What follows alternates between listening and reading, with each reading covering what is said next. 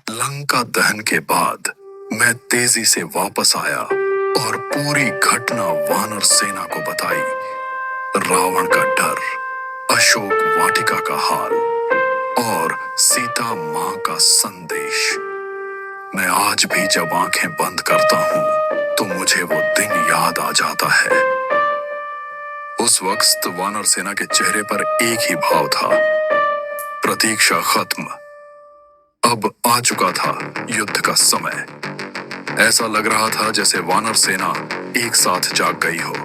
पेड़ों पर गदाएं, पत्थर तोड़ने की आवाजें और दूर तक धूल का बादल, सब कुछ बता रहा था कि लंका अब दूर नहीं है।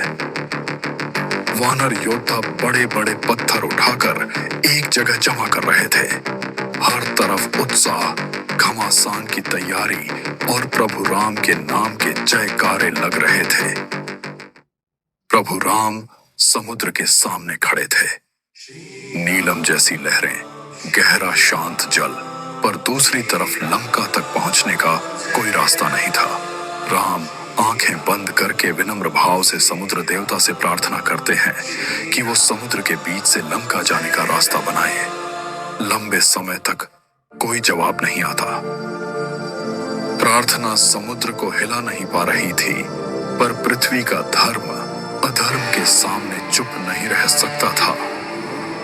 प्रभु राम ने अपना धनुष उठाया। लहरों में हलचल हुई, जैसे जल स्वयं भय से कांप उठा हो। तब समुद्र देवता प्रकाश की एक लंबी धार के, प्रभु क्षमा करिए, परंतु मुझे सुखद रास्ता बनने का वर दिया नहीं गया। पर आपकी वानर सेना में नल नील को वर है। उनके फेंके हुए पत्थर डूबेंगे नहीं। आप उनकी सहायता से मेरी सतह पर पुल बनाइए।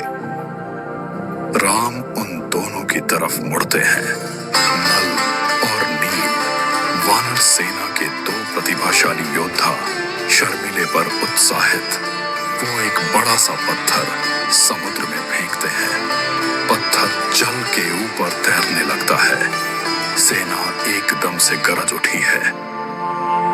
ये बस एक पत्थर नहीं था, ये भरोसा था कि पुल बन सकता है, कि विजय अब दूर नहीं। रावण के अहंकार का पतन शुरू हो चुका था। वानर सेना तैयार थी, प्रभु राम तैयार थे और समय अब धर्म के पक्ष में खड़ा था। अगले एपिसोड में देखिए सेतु निर्माण की अनोखी और अलौकिक प्रक्रिया।